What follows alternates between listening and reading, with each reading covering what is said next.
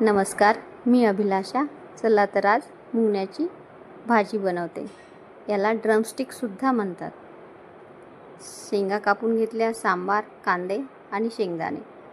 कांदा छान खरपूस भाजून घेते तेल टाकून.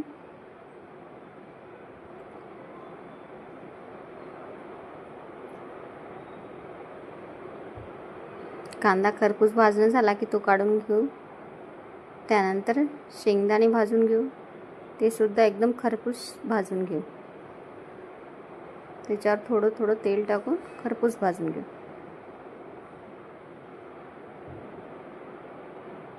आणि हे मिश्रण मिक्सरला वाटून घेऊ. त्यामध्ये सांबार पण टाकून घेऊ. मी यामध्ये अद्रक लसूणचा वापर केला नाही. कढईमध्ये तेल टाकून घेतलं. त्यामध्ये वाटलेलं सारण टाकलं. सारणाला छान तेल सुटलं की त्यामध्ये तिखट, हळद, धनेपूड,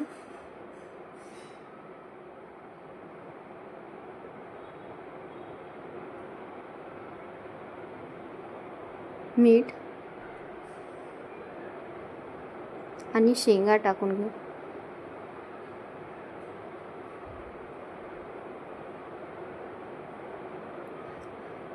गरम पाणी टाकून घेतलं.